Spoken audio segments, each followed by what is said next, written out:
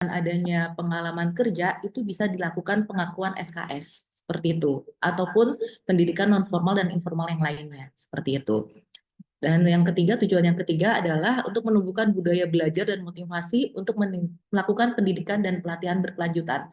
Sehingga di sini bagi rekan-rekan yang kira-kira sudah bekerja dan ingin mendapatkan kuliah S1 atau ijazah S1, pengalaman kerja rekan-rekan ataupun pendidikan formal dan informal rekan-rekan itu bisa kita rekognisi atau kita bisa akui sebagai SKS mata kuliah. Next. Oh. Oke, sistem perkuliahan kita sendiri itu itu melakukan dengan blended learning. Blended learning itu artinya dilakukan dengan sinkron dan asinkron, baik dengan tatap muka, tatap maya, dan hibrid.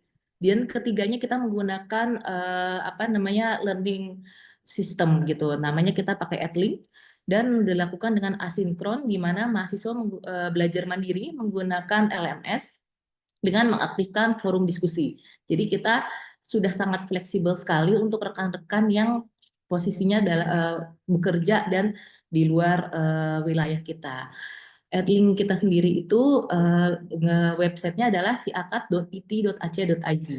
Nah, nanti kita untuk bagaimana rekan-rekan jika sudah bergabung dengan kita itu akan dibantu oleh tim dari kita untuk penggunaannya. Perkuliahan sendiri kita juga ada dua tipe perkuliahan, yaitu weekend dan weekday. Jadi rekan-rekan semua bisa memilih perkuliahan mana yang paling cocok dengan rekan-rekan yang ada di sini seperti itu. Nah, untuk mungkin di sini akan menjadi pertanyaan teman-teman di sini, gimana ya dengan saya bekerja kok bisa diakuisisi atau diakui sebagai SKS. Nah, jadi proses-prosesnya adalah kita harus melakukan asesmen terlebih dahulu. Kita lakukan asesmen di mana rekan-rekan nanti akan mengumpulkan portofolio pekerjaan rekan-rekan, entah CV, entah sertifikat-sertifikat, dan lain-lain. Dan setelah dilakukan proses asesmen, maka akan dilakukan penerbitan SK hasil asesmen. SK inilah yang menjadi pegangan rekan-rekan dalam melakukan perkuliahan. Nah, setelah SK-nya keluar, maka akan mendapatkan pengarahan dari prodi atau penasihat. Mohon operator, host di silent supaya tidak mengganggu acara ini.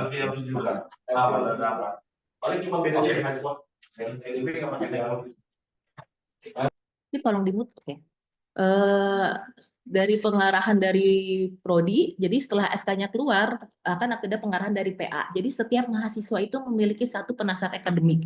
Penasehat akademik inilah yang akan membimbing rekan-rekan dan memastikan rekan-rekan bisa sampai lulus kuliah. Seperti itu. Hingga pengisian KRS pun rekan-rekan akan didampingi oleh tim dari kami dan akan melakukan perkuliahan dan akhirnya dievaluasi hingga dapat mencapai kelulusan kuliah seperti itu. Nah, bagaimana cara mengisi form penilaiannya? Jadi ada form-form yang harus diisi oleh calon mahasiswa baru. Jadi nanti ada petunjuk untuk pemohon, SOP-nya, ada aplikasi yang harus diisi oleh pemohon, dan pemohon harus melakukan evaluasi mandiri. Jadi nanti rekan-rekan akan diberikan suatu form untuk bisa mengevaluasi kemampuan rekan-rekan sendiri, seperti itu. Dan rekan-rekan harus memasukkan CV pemohon serta portofolio. Evaluasinya sendiri itu dilakukan oleh dua asesor atau dua penilai, di mana ini akan diverifikasi dan divalidasi. Dan jika sudah diverifikasi dan divalidasi, dan rekan-rekan sudah setuju, karena kita akan selalu komunikasi dengan calon mahasiswa, maka akan diterbitkanlah SK Rektor. Para penilai berhak menggali lebih dalam tentang kompetensi peserta jika portofolinya kurang. Maksudnya bagaimana ya? Nah, maksudnya saat kita sebagai penilai itu ingin menilai rekan-rekan untuk merekognisi atau menilai pengakuan SKS rekan-rekan, maka kita bisa melakukan wawancara tambahan ataupun memberikan soal-soal atau pertanyaan tanya jawab seperti itu. Dan kemudian akan dilakukan diterbitkanlah keputusan rektor. Nah, keputusan rektor inilah yang menunjukkan berapa SKS yang diakui seperti itu. Oke, next. Nah, bagaimana dengan masa studi? Ini yang sangat menarik sekali dari program pemerintah ini, yaitu bahwa masa studi ini disesuaikan dengan SK yang tercantum. Jadi disesuaikan dengan hasil penilaian dari tim penilai. Tim penilai melakukan asesmen, melakukan penilaian dan hasil penilaian SKS yang direkognisi itu akan diterbitkan dalam SK. Nah, jika teman-teman memiliki pengalaman yang cukup banyak dan cukup komplit dengan masa kerja yang cukup lama, mungkin biasanya paling cepat itu hanya 1 tahun kuliah untuk bisa mendapatkan S1 dengan program RPL ini. Nah, ini yang kedua juga sangat penting untuk selalu berkomunikasi dengan prodi atau dosen pembimbing akademik selama perkuliahan. Kenapa? Karena agar target kelulusan rekan-rekan dalam masa studi program RPL ini dapat tercapai sesuai harapan. Nah, berapa sih jumlah maksimum SKS yang bisa direkognisi atau diakui dari pengalaman kita dan ijazah kita atau pendidikan informal dan non formal itu maksimal adalah 70% dari total kurikulum prodi. Kelengkapan kuliah yang akan rekan-rekan dapatkan adalah kartu mahasiswa, jaket alma mater, program kegiatan pengenalan kehidupan kampus dan mengikuti wisuda gitu. Nah, untuk perkuliahan yang ada praktikum, maka bisa kita lakukan kuliah praktikum online dengan pendampingan melalui video, ataupun kita akan memberikan data sekunder sehingga teman-teman tetap melakukan pengolahan atau mengolah data praktikum tersebut. Dan rekan-rekan pun tetap masih wajib untuk membuat laporan praktikum. Hal ini penting, kenapa? Karena kita ingin menjaga kualitas lulusan kita dan menjaga akreditasi kita, seperti itu. Nah, rekan-rekan tidak perlu khawatir, terutama misalnya yang ada di pemerintahan. Kebetulan di sini ada Mas Haryanto, beliau adalah mahasiswa kami yang alhamdulillah lulus tepat waktu, gitu. Nanti mungkin bisa sharing Mas Haryanto. Jadi payung hukum dari pemerintahan itu sendiri sudah ada melalui Permendikbud nomor 53 tahun 2023 tentang penjaminan mutu pendidikan. Jadi meskipun ada skema RPL ini, itu sudah ada payung hukum yang melindunginya. Jadi baik rekan-rekan yang di institusi swasta ataupun institusi ASN itu tetap memiliki payung hukum yang melindungi tentang jaminan mutu dari pelaksanaan pendidikan kita. Dari sisi internal, kita pun sudah mengeluarkan SK Rektor IT nomor 445 tentang penetapan SOP pelaksanaan penilaian RPL. Jadi, insya Allah untuk penilaian RPL itu sangat amat objektif, tidak ada subjektivitas ataupun yang lain-lain, karena kita harus menjaga mutu dari kampus kita dan lulusan kita, seperti itu. Nah, program studi apa saja sih yang bisa melakukan rekognisi pembelajaran lampau? Jadi syukur alhamdulillah. Jadi seluruh prodi-prodi yang ada di IT ini sudah akreditasinya baik sekali, sehingga kita semua mendapatkan izin untuk melakukan pendidikan RPL. Jadi rekan-rekan bisa disesuaikan dengan pekerjaan rekan-rekan ataupun minat rekan-rekan, baik teknik elektrokimia, teknik mesin, teknik industri, teknik informatika, teknik sipil, arsitektur, manajemen, teknologi industri pertanian, serta perencanaan wilayah kota. Jadi ini adalah program-program studi yang memiliki program RPL. Jadi rekan-rekan bisa menyesuaikan sesuai dengan minat dan kebutuhan dari pekerjaan rekan-rekan.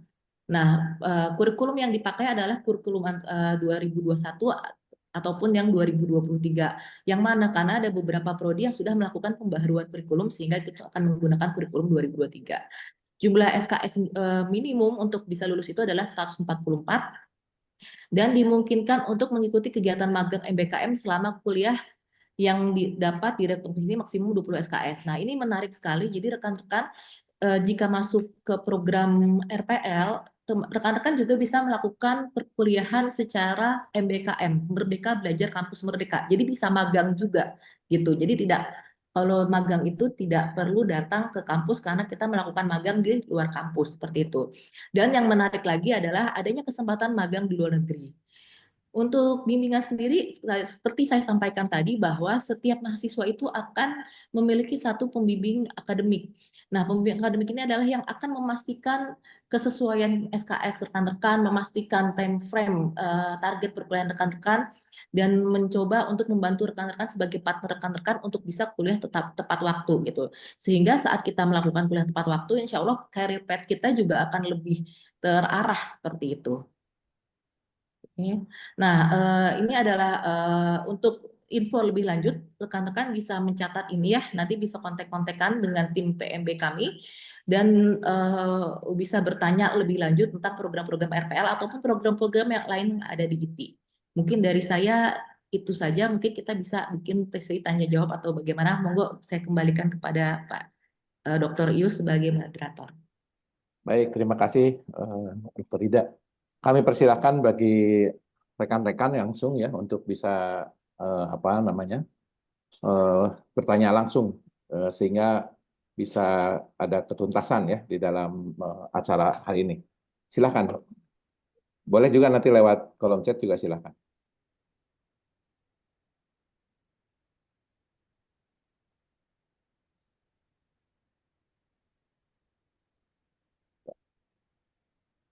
Selamat pagi Bapak Ibu. Selamat pagi, silakan. Ya, perkenalkan nama saya Santosa. Ini sekarang domisili di Sulawesi Tengah, Bapak dan Ibu. Iya, saya ingin bertanya ini karena saya kan dari Sulawesi ini sementara domisili. Untuk kepentingan RPL ini seberapa sering kita misalnya harus datang ke kampus di Institut Teknologi ini, Bu, Bapak Ibu. Oke, silakan langsung Mbak Rida. Iya, Assalamualaikum Bapak. Jadi untuk seberapa sering itu kita akan ada biasanya itu didiskusikan dengan prodinya. Mungkin nanti bisa dikoreksi Pak Yus ya dari kami. Tetapi kami sendiri memiliki program tadi yang saya sampaikan sinkron dan asinkron.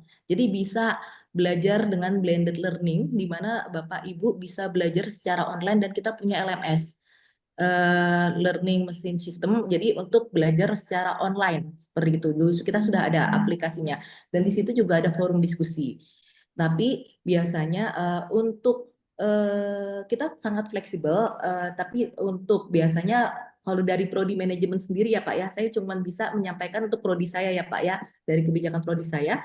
Kita biasanya mahasiswa RPL kita itu akan ke kampus saat ujian sidang skripsi seperti itu untuk yang RPL gitu karena bekerja ya. Jadi kita memang harus menyeimbangkan antara pekerjaan dan kuliah seperti itu. Jadi kita bisa diskusikan dan komunikasikan antara mahasiswa RPL dengan prodinya ataupun dengan pembimbing akademiknya. Insya Allah semua bisa selaras lah dan mungkin nanti bisa tanya jawab juga pengalaman-pengalaman. Di sini juga ada Mas Haryanto dari PNS BSN, bagaimana kuliah-kuliah, nanti mungkin ada sesi sendiri bisa tanya jawab juga. Tadi kalau seberapa sering biasanya itu disesuaikan dengan pilihan kuliah weekend atau weekday, itu yang pertama. Yang kedua juga pilihan kita apa namanya online atau tidak, karena kebetulan dari prodi manajemen sendiri itu ada yang di Sulawesi ya, ada yang di Sulawesi, di prodi manajemen sendiri kita ada mahasiswa yang di Sulawesi sama di Nusa Tenggara Barat ya gitu. Jadi tapi kita sangat sangat sering komunikasi gitu, kita bisa kadang nge-zoom gitu antara dosen dan mahasiswanya seperti itu Pak. Mungkin Pak Yus bisa menambahkan. Ya, cukup. Mungkin dari Pak Santosa, Ya, memang banyaknya apa namanya, banyaknya SKS nanti tergantung dari hasil rekognisi ya. Bagi betul, Pak. misalkan contoh bagi yang sudah D3, ya paling ujian juga bisa online begitu ya. Kemudian ada beberapa yang misalkan ada pertanyaan kemungkinan kalau praktikum gimana. Nah tadi sudah disampaikan oleh Dr. Ida juga, praktikum juga akan dibuatkan modul tersendiri ya, diberikan acuan, pedoman dan sebagainya. Tetapi yang jelas itu akan dipantau oleh masing-masing prodinya begitu. Kalau boleh tahu Pak Santoso ke prodi mana kemungkinannya? Ini saya sudah isi di form di teknik industri saya, Bapak Yus. Oke, baik. Nanti ya itu tadi hasil rekognisi masuk di teknik industri berarti ya, dan relatif kalau background pendidikannya selama ini apalagi sudah banyak pengalaman kerja ya, jadi mungkin bisa saja karena begini juga ditambahkan Bapak Ibu sekalian di dalam program aturan pemerintah itu misalkan sudah banyak yang diperoleh dari hasil pengalaman, tetapi peraturan pemerintah tidak diperkenankan kurang dari 1 tahun. Jadi itu minimal 1 tahun. Jadi kalau misalkan di rekognisi katakanlah dapat 44 SKS begitu ya, ini contoh untuk teknisnya. Dan itu kebanyakan bisa di tugas-tugas akhir. Nah, Ya. itu bisa diselesaikan dalam waktu 1 tahun. Tapi 1 tahun pun kami sekarang dengan program yang baru, itu ada namanya semester antara gitu ya. Itu untuk bisa menyesuaikan jangan sampai mahasiswa itu melebihi batas dari 1 tahun. Khusus yang terkognisinya lebih dari 100 begitu. Kira-kira seperti itu. Sekali lagi, kalau untuk yang berhubungan dengan kampus, ya pasti yang pasti harus ke kampus pada saat wisuda lah. Siap, mantap. Oke, terus satu Yang lagi, wisuda, ya silakan. Pak. Sudah ada Santoso. datang. Hah? Nih RPL-nya bagus nih. Oke, Boleh Pak silakan. Yus ya. Ya, Satu ya. lagi, RPL. boleh. Mohon yang lain di Ada dulu. bebannya sudah RPL. Mas. Karena meja PLS kok. Halo, mohon silakan Pak Santoso. Ya, Kuliah juga pulang. Pak Yus, kalau kan kita ini belum 100% kan dikatakan sebagai mahasiswa karena kan belum bayar semesteran toh. Ya. Nah, dikatakan kita itu 100% sudah diterima sebagai mahasiswa ITI. Itu dikatakan sudah 100% kalau kita Banyak sudah 100 bayar orang. semesteran kah atau bagaimana Pak prosedurnya Pak? Oke, kami juga menyiapkan ya, mungkin nanti Mbak ada di sini ada bagian ini ya, Mananda lebih. Tetapi intinya begini, arahan Pak Rektor bahwa ITI itu ingin mencoba berpartisipasi ya semaksimal mungkin untuk pengembangan SDM seluruh lapisan ya. Salah satunya dari yang S1 RPL. Khusus untuk pembiayaan kita bisa ada pola ya, beberapa pola boleh nyicil. Ya, boleh nyicil sesuai nanti kita bisa ada pola-pola begitu, ada cicil lewat IT langsung, ada juga cicil lewat pihak ketiga. Dan sama saja jumlah nyicilnya ya, jadi tanpa bunga gitu ya, asal untuk mahasiswa baru begitu ya. Jadi itu bisa dilakukan. Dinyatakan kapan dinyatakan seseorang yang daftar ke S1 RPL dinyatakan sebagai mahasiswa mendapatkan NIM, istilah kami itu nomor induk mahasiswa, itu ditentukan ikut pola mana. Begitu misalkan pakai program cicilan, begitu cicilan pertama dan syarat-syarat lain masuk, ya sudah, itu sudah dapat NIM. Kalau sudah dapat NIM, punya hak dan kewajiban yang sama. Jadi tidak nunggu lunas dulu baru dianggap mahasiswa. Enggak. Gitu ya. Jadi seperti itu. Monggo, silakan. Ya, siap. Baik. Terima kasih Pak Yus. Oke, baik. Terima kasih Pak Santo. Silakan yang lain. Ya, baik Pak Yus. Mungkin di kolom chat ada yang bertanya dari Ibu Octavia. Bertanya tentang jika ingin ambil RPL Teknik Kimia dan menginginkan kuliah online secara full, apakah bisa walaupun lokasi kerjanya di Jakarta? Oke, silakan Mbak Rida. Oke, Ibu Octavia, jika ingin ambil RPL Teknik Kimia dan menginginkan kuliah secara full online, apakah bisa? Bisa, Ibu. Tapi kita arahkan mungkin diambil di weekend aja gitu. Karena yang biasanya kalau yang weekend itu kita lebih fleksibel, lebih mudah, dan itu kita sarankan dipilih yang program RPL weekend. Jadi tadi seperti saya sampaikan ada program RPL yang weekday dan weekend gitu. Jadi jawabannya adalah bisa seperti itu. Mungkin sudah jelas Bu Octavia? Ada tambahan? Nggak ada ya. Mungkin bisa pertanyaan selanjutnya. Selanjutnya ada ini Mbak di kolom Bu Rida di kolom komentar ini izin untuk asesmen SKS yang hanya lulusan SMK dan pengalaman kerja itu bagaimana? Mungkin bisa dibantu jawab. Oke, ini menarik nih. Jadi lulusan SMK dengan pengalaman kerja. Jadi ini bisa, tadi seperti saya sampaikan, di dua skema tadi itu ada yang perolehan, ada yang transfer. Nah, berarti Bapak ini atau Ibu ini dengan skema perolehan. Jadi pengalaman kerja itulah yang akan kita rekognisi atau kita nilai sebagai SKS. Sekali lagi, jumlah SKS yang diakui itu bergantung dengan portofolio ataupun pengalaman Bapak Ibu. Makanya nanti sebagaimana mungkin saya selalu mengharapkan bahwa calon mahasiswa baru itu memberikan portofolio selengkap mungkin. Pun yang sangat menarik bahwa kita di sini sangat objektif seperti saya sampaikan, bahwa saat asesor melakukan rekognisi, kita akan mengembalikan hasil penilaian kita ke calon mahasiswa.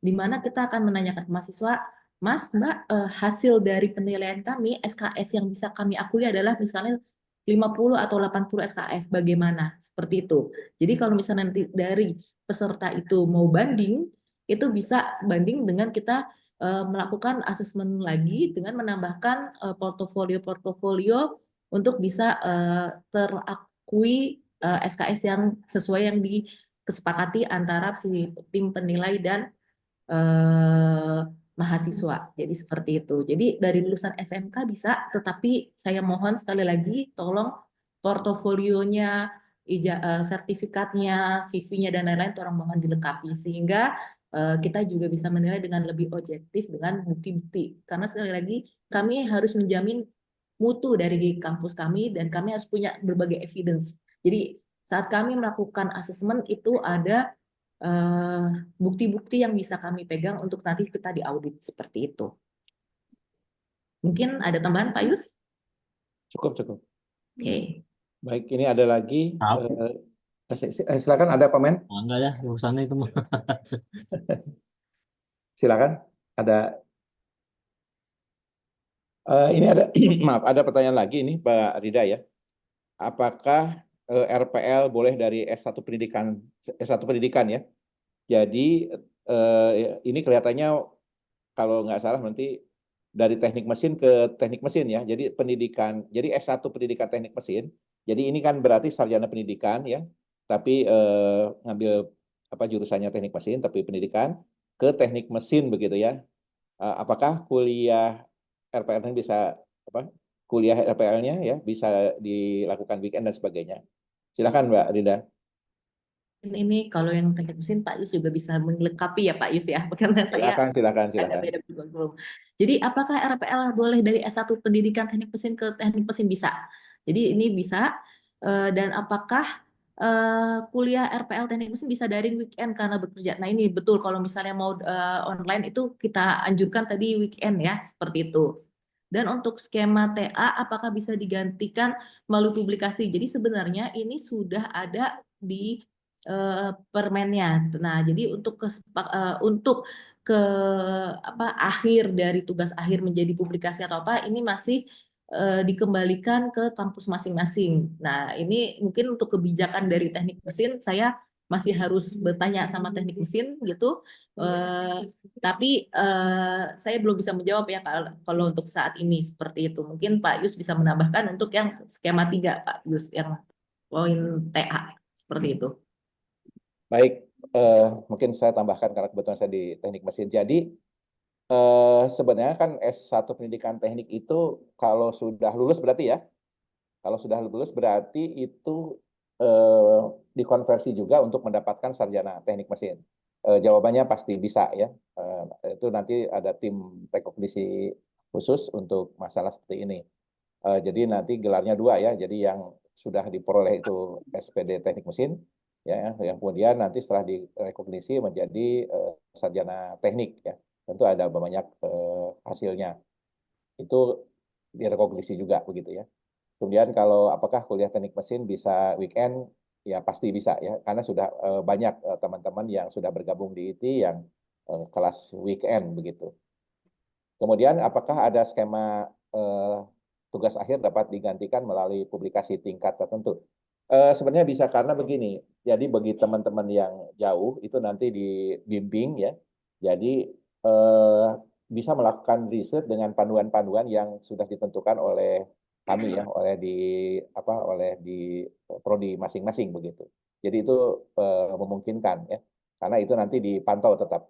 Karena riset itu kan kalau menurut peraturan yang baru kan sebenarnya untuk teknik mesin itu cukup di engineering maksudnya itu cukup fleksibel karena skripsi itu kan sebagian dari salah satu, tetapi isinya boleh saja mengambil suatu kasus, suatu perancangan ya di tempatnya bekerja atau di masyarakat gitu, itu dijadikan kasus. Artinya itu adalah merupakan hasil penelitian yang dilakukan di masing-masing lokasi. Tinggal di kami itu dilakukan proses pembimbingan untuk menjaga kualitas daripada hasil penelitiannya. Demikian tambahan. Pak, boleh izin tanya, Bu? Ya, silakan. Saya kan ikut PSPPI IT sekarang ya Bu ya, Oh, Pak ya, di IT gitu. Tapi kemarin mau daftar RPL katanya harus nunggu lulus dulu. Apa betul atau bisa langsung berbarengan gitu? oh ya, maksudnya lulus S1. Lulus Lulus PSPPI apa? dulu. Maksudnya gimana tadi? Saya sekarang lagi PSPPI di IT, Bu. Ya, Pak, terus? Ya. ingin ambil RPL juga. Apakah bisa paralel berbarengan atau harus satu-satu gitu? Oh, RPL-nya RPL apa ya? Masa?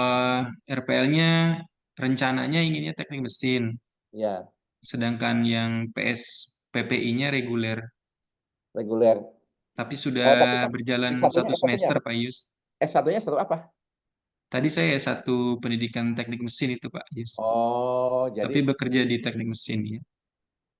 oke. Sebenarnya kalau dasarnya sih bisa saja. Karena apa? Karena itu beda. Yang satu itu akademik, yang satu itu profesional. Jadi S1-nya yang dipakai oleh Mas itu kan pendidikan, ya. Kemudian itu menjadi dapat untuk gelar keprofesian insinyur. Tapi kalau ingin menambah gelar itu tidak ada larangan sebenarnya, karena ingin masuk ke bidang teknik. Kalau ingin efisiensi sebenarnya kemarin itu lebih baik eh, ke teknik mesin dulu supaya dapat ngambil PSPI-nya kelas RPL. Tapi karena sudah sekarang reguler, berarti sekarang sudah masuk di reguler ya nggak apa-apa, udah aja. Tapi kalau ingin dapat gelar sarjana tekniknya, itu silakan, tidak usah menunggu ya, karena sudah Oh ada iya, dasar kan sebenarnya. Kira-kira seperti itu ya, Mas. baik Pak, makasih. Oke, silakan masih. Oke, Pak Yus, mungkin ada pertanyaan nih. Untuk program insinyur, apakah diizinkan untuk dapat S1 dari program RPL? Dan untuk insinyur berapa SKS PSPPI, Pak Yus? Mungkin berapa SKS, Pak Yus? Ini mungkin Pak Yus yang bisa jawab ini. Baik. Eh, Peraturan yang baru ya, sebenarnya peraturannya sudah turun ya sebenarnya. Tetapi di dalam forum komunikasi eh, Persatuan Indonesia PSPI ya secara keseluruhan. Jadi program studi PSPI itu punya forum ya. Dan itu sekarang masih berlaku 24 SKS. Jadi bagi teman-teman yang ingin bergabung di PSPI itu lebih baik segera gitu. Karena di Agustus 2025 itu akan diberlakukan 36 SKS. Jadi sekarang ini kesempatan begitu ya. Jadi itu posisinya seperti itu. Nah, kemudian kalau mengenai apa bedanya reguler dengan RPL, kalau yang reguler itu biasanya yang baru lulus atau juga sarjana non teknik, misalkan pendidikan tadi, Mas tadi pendidikan teknik mesin, itu dengan peraturan yang baru itu harus mengikuti program reguler ya selama 1 tahun. Kemudian juga S1 yang baru lulus dari misalkan dari teknik mesin itu juga harus mengikuti program PSPI reguler gitu ya. Itu ya kira-kira ya. Jadi bagi yang berminat supaya lebih cepat dan supaya lebih tidak berat begitu ya, mumpung ada kesempatan ya di semester ini nanti di Agustus 2025 itu akan diberlakukan 36 SKS. Terima kasih. Pak Yus, ini Alhamdulillah nih banyak banget yang tertarik ini Pak Yus ya. Alhamdulillah. Jadi ini izin bertanya, untuk jumlah SKS yang diajukan seandainya tengah jalan setelah asesmen ingin menambahkan apakah bisa? Dan untuk dokumen pendukung apakah harus sesuai dengan form 03 itu nomor 1 sampai 15. Kemudian apakah pembimbingnya bisa dipilih atau metode penentuannya gimana? Jadi mungkin saya izin menjawab nih Pak Yus ya. Ya, silakan. Untuk asesmen nanti kita akan selalu berkomunikasi antara tim penilai dengan calon mahasiswa baru. Jadi saat sudah disepakati maka tidak bisa berubah SK. Tapi sebelum SK diterbitkan itu masih bisa untuk didiskusikan dan menambah evidence-evidence yang tadi saya sampaikan. Makanya selalu titip pesan teman-teman kalau misalnya mau masuk ke sini pastikan evidence-evidence-nya dan didiskusikan dengan tim penilainya seperti itu. Lalu pembimbing apakah bisa kita pilih atau metode penentuannya bagaimana? Jadi penentuan ini saya nggak tahu nih pembimbing akademik atau penilai ya maksudnya. Kalau penilai itu ditentukan dari IT dan untuk pembimbing akademik itu ditentukan dari program studi. Jadi seperti itu ya. Kalau pembimbing tidak bisa, mungkin seperti itu. Mungkin ada tambahan atau sudah cukup Pak Yus? Cukup mungkin kalau untuk pembimbing dari akademik bukan akademik di tugas akhir ya. Tugas akhir itu bisa. Itu oleh prodi, tetapi juga prodi akan menyelesaikan bidang ahlian dari dosennya masing-masing. Itu supaya untuk mempercepat dan kemudahan dalam komunikasi ya. Nanti Kaprodi itu akan memilihkan pembimbing sesuai dengan minatnya. Dan di prodi kita di IT itu masing-masing punya peminatan dan itu punya pembimbingnya masing-masing, dosennya berbeda-beda. Itu untuk tambahan aja. Terima kasih. Ya, oke. Terus untuk bentar, apakah ada batasan SKS yang bisa diterima IT? Jadi seperti saya sampaikan tadi sudah ada di slide ya Bapak Ibu, bahwa maksimal SKS yang bisa kita nilai atau kita akui atau kita rekognisi itu adalah 70% dari total SKS S1. Jadi 70% dari 144 SKS. Jadi maksimal yang bisa kita rekognisi itu adalah 100 SKS. Sehingga sudah disampaikan dengan Pak Yus bahwa maksimal masa studi untuk program S1 RPL itu adalah 1 tahun seperti itu. Jadi batasan maksimalnya adalah 100 seperti itu ya kalau untuk tanya batasannya. Mungkin itu untuk Pak Dean Fitrah. Mungkin ini tanyanya semuanya di kolom chat semua ini ya. Nggak ada yang mau unjuk tangan nih ya. Oke. Oke, izin untuk proses asesmen berapa lama ya? Kemarin saya udah daftar kuliah program RPL untuk kuliah semester namun belum ada hasil asesmen. Jadi untuk proses hasil asesmen itu sendiri kita ada antrian kebetulan seperti itu. Jadi mungkin ini masih dalam proses antrian dan biasanya nanti dari entah dari PMB ataupun dari tim asesor atau tim penilai akan menghubungi Mbak Rizka. Jadi mungkin ini dalam masa antrian gitu seperti itu. Karena kebetulan di IT ini termasuk yang menarik ya untuk rekan-rekan ya. Jadi banyak dari instansi pemerintah swasta itu alhamdulillah sudah mulai paham. Jadi banyak yang antri. Makanya jadi saya bilang kalau bisa lengkapi portofolionya selengkap mungkin dan daftar supaya antriannya juga nggak panjang sama kayak kita kalau ngantri di bank, kalau kelamaan kan antriannya makin panjang gitu Pak Yus. Jadi kalau kenapa belum ini mungkin karena masih dalam proses antrian seperti itu. Mau tanya lagi Bu, boleh nggak? Pak Santoso. Ya, Pak Yus, tanya aja ini ya pertanyaan orang kampung. Dosennya kira-kira dosennya killer atau enggak ini? Dibikin susah misalnya gitu kan, biar lambat-lambat gitu. Gimana Pak? Insya Allah di IT dosennya baik-baik ya. Alhamdulillah. Makin kenal, komunikasi makin baik. Justru yang killer itu kalau mahasiswanya menghindar gitu. Nah kalau menghindar itu harus cari solusi ya. Artinya silahkan berjenjang ya. Kalau ada biasa sifat-sifat kemanusiaan, misalkan suka aja gitu ya. Kalau ini kenyataan, misalkan kalau ada komunikasi kurang pas dengan pembimbing, naik langsung dilaporkan ke kaprodinya, berjenjang. Nanti kaprodi yang negur ya. Saya kira enggak, karena juga kami di IT itu tentu sesuai dengan suasana hati, pastikan meluluskan mahasiswa itu suatu kebanggaan, ya, bukan mau mempersulit gitu. Tetapi ada tanda asteriknya, Pak Santoso, syarat dan ketentuan berlaku gitu ya. Karena tentu kami tetap komitmen untuk menjaga mutu ya. Itu seperti itu. Insya Allah tidak ada yang killer ya, apalagi menggigit gitu ya. Karena khawatirnya karena pengen banget memelihara mutu, ternyata malah mahasiswanya dipersulit banget gitu loh.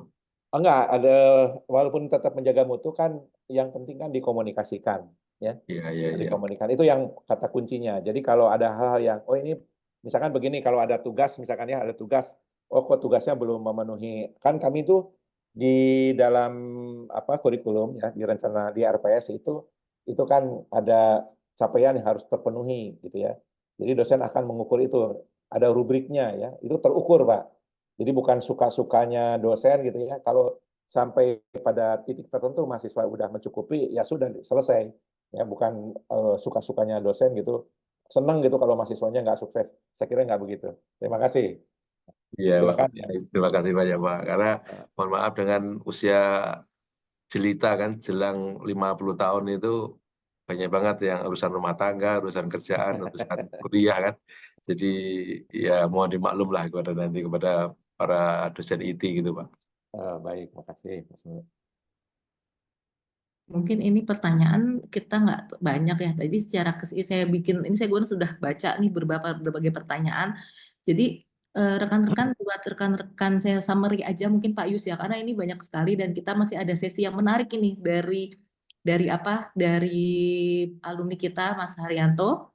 Jadi ini mungkin saya summary ada yang bertanya tentang saya punya pengalaman di farmasi bisa ke teknik kimia nggak? Jadi semua itu bisa dimasukkan dalam portofolio.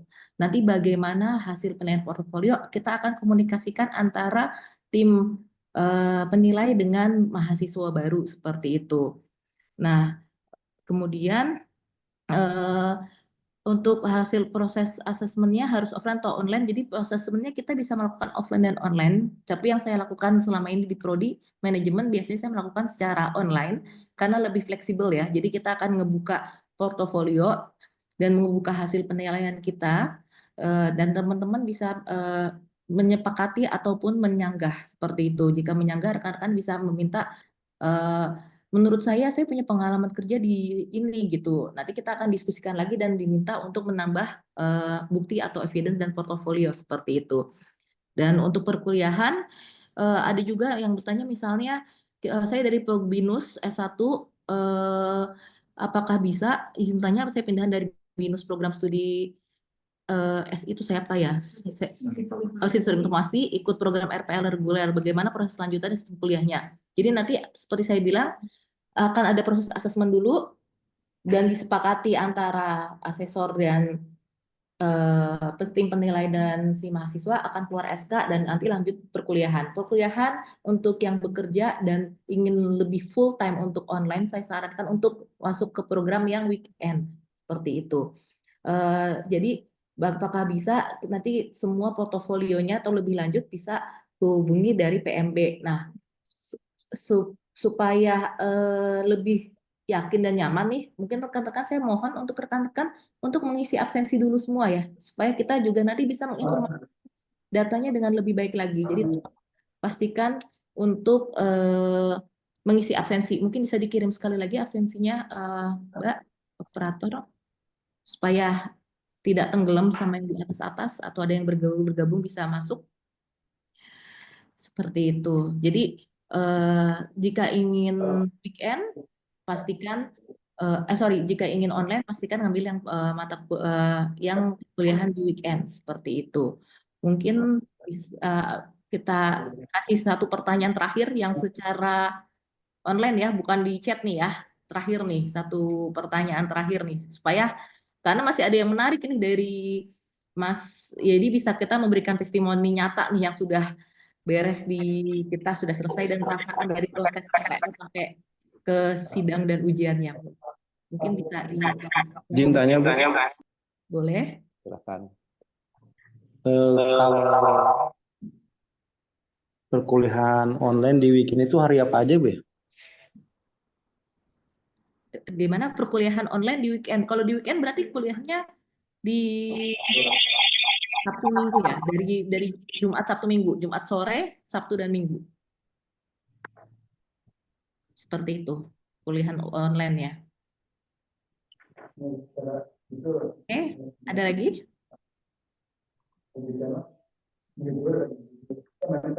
Oke, mungkin saya kembalikan ke Pak Yus dan Mas Jaka. Oke, baik. Sedikit saja tambahan ya. Ini bagi tadi saya terkritik dengan apa komentar dari Pak Santoso gitu ya.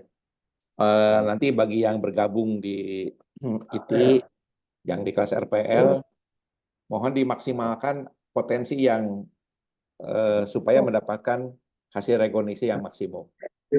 Ya, misalkan begini, tadi kan ada pendidikan yang sudah dibahas tadi oleh Dr. Ida juga. Ada yang pendidikan formal, informal.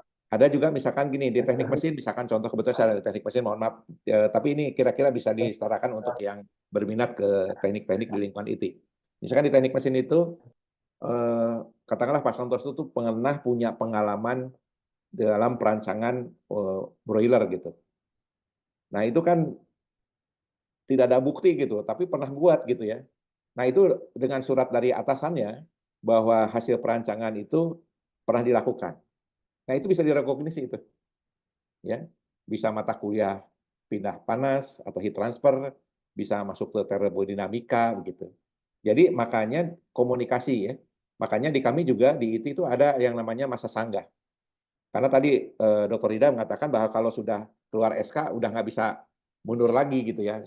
Udah hasil kesepakatan antara asesor dengan asisnya ya dari Bapak sekalian. Jadi saya menitipkan saran usahakan maksimumkan yang kita ada ya. Jadi baik dari pendidikan formal, informal juga masuk ya, yang normal juga masuk. Jadi kalau ada pengalaman kalian terutama keuntungan yang eh, tadi apa istilahnya di atas 50 gitu ya. Kan pengalaman banyak gitu ya. Itu juga bisa digali gitu ya. Nah, digalinya itu diskusi dengan eh, asesor ya. Nah, hubungannya dengan waktu mengassessment itu juga tergantung dari bapak-bapak mengambil kecepatannya ya, karena kan nanti ada komunikasi gitu ya. Nah, terus buktinya mana nih nggak ada. Oh, dulu siapa yang menjadi atasan pada saat merancang itu?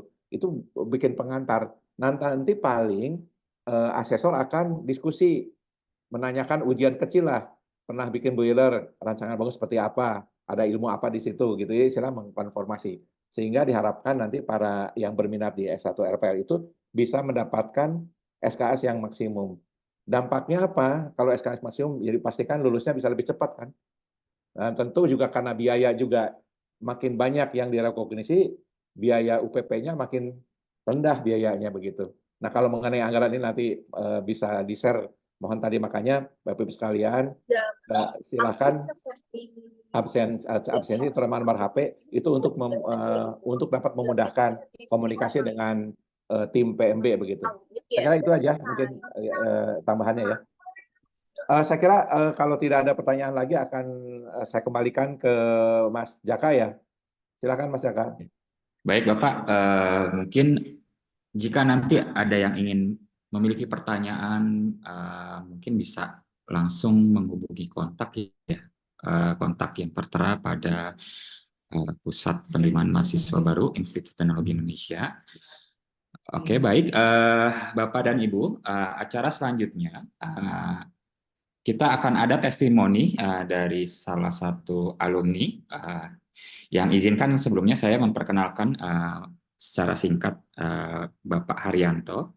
Bapak Haryanto adalah seorang alumni ya Pak ya, program studi S1 Manajemen program RPL. Yang juga merupakan tadi mungkin kita sebelumnya ketahui bahwa Bapak Haryanto ini adalah salah satu PNS ya Pak ya dari BSN ya Pak, benar ya Pak? Betul Pak. Betul Pak Jaka. Benar ya Pak? Oke, Iya. baik. Tanpa menunggu lama-lama lagi, kepada Bapak Haryanto, kami persilahkan. Baik. Terima kasih Pak Jaka. Bismillahirrahmanirrahim. Assalamualaikum warahmatullahi wabarakatuh. Suara saya terdengar ya Pak? Waalaikumsalam warahmatullahi wabarakatuh. Ya, selamat siang Bapak Ibu semua. Perkenalkan nama saya Haryanto atau biasa dipanggil Hari dari Badan Standarisasi Nasional. Terima kasih Pak Jaka. Sebelumnya yang terhormat Bapak Rektor IT, Bapak Yus, dan dosen pembimbing saya nih Pak Ibu Dr. Anurida atau Bu Rida ya, yang biasa kita panggil. Testimoni mungkin saya mengalami sendiri dari awal ya. Jadi pertama background saya kenapa memilih IT dan kenapa bisa sampai selesai juga ya, karena sebelumnya saya sudah 3 kali pindah perguruan tinggi Bapak Ibu, bahkan dua-duanya tuh di PTN ya. Jadi itu merupakan tempat persinggahan terakhir saya nih, dan terima kasih sudah banyak dibantu dari segenap sivitas IT, dari mulai saya daftar pun dibantu mengisi RPL dan seterusnya.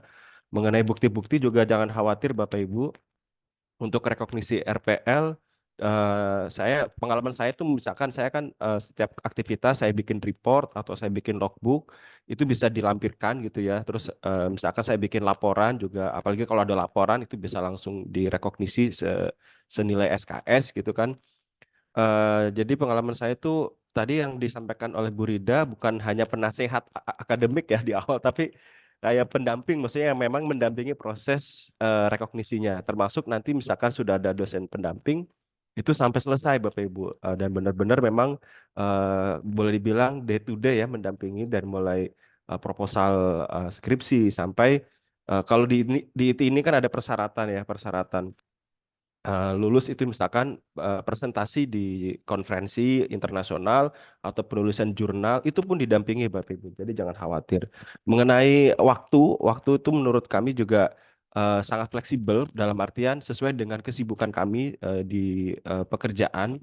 Jadi misalkan kalau kami kan ini setahun kalau nggak salah ya Bu Rida ya. Jadi itu pun di, di, ditempuh dengan apa namanya MBKM ya. Jadi aktivitas kami keseharian bekerja, misalkan kalau saya itu keseharian itu di lapangan mendampingi industri menerapkan standar, mendampingi UKM menerapkan standar, baik itu yang untuk standar lokal maupun standar negara tujuan ekspor. Nah itu bisa diakui sebagai salah satu bentuk kita belajar gitu ya, atau MBKM, Merdeka Belajar Kampus Merdeka. Jadi alhamdulillah itu sangat membantu kami. Jadi kami tidak perlu eh, istilahnya apa ya?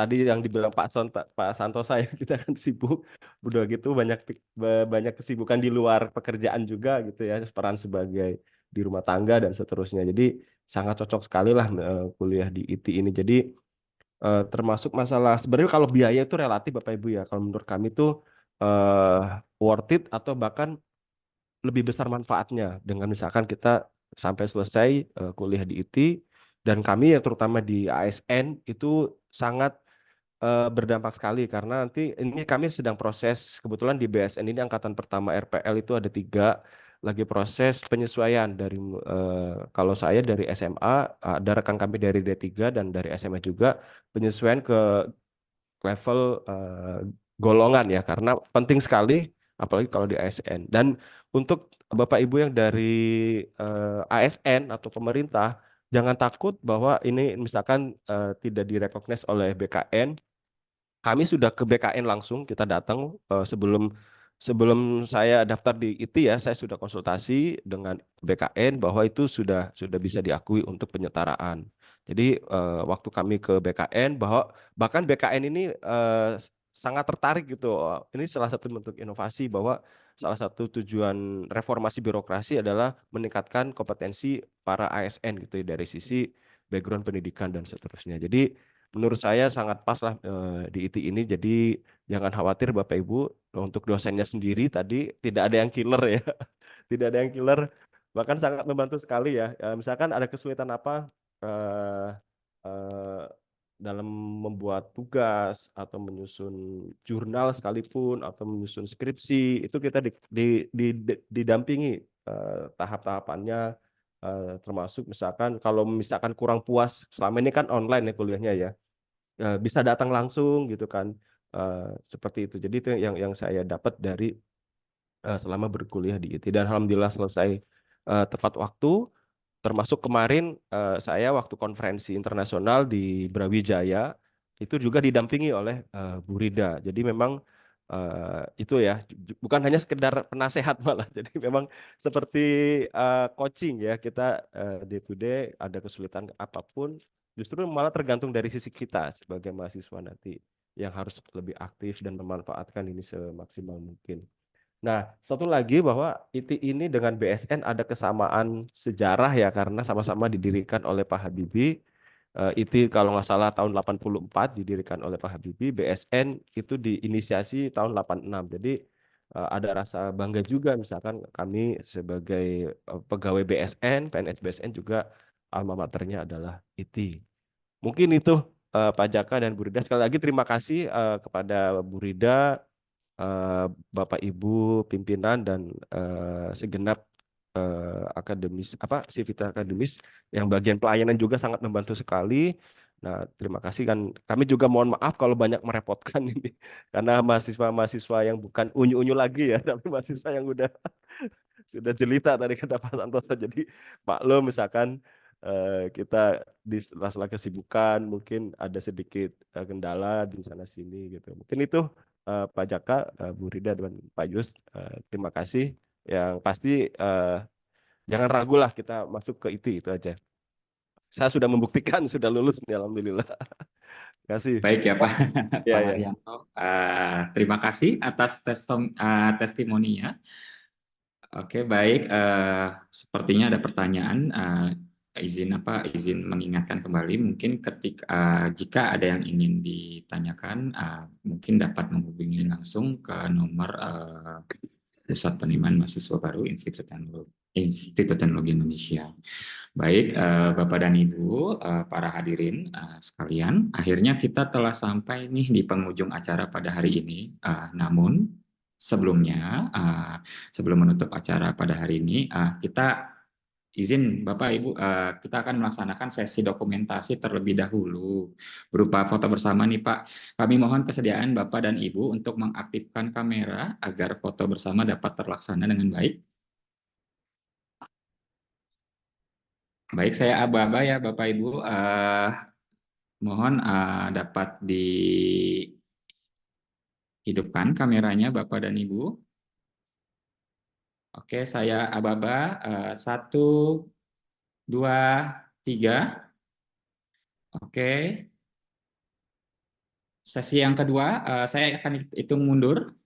1, 2, 3. Sekali lagi. 1, 2, 3. Sekali lagi. 1, 2, 3. Ya, baik Bapak dan Ibu, kita sudah sampai di penghujung acara pada hari ini.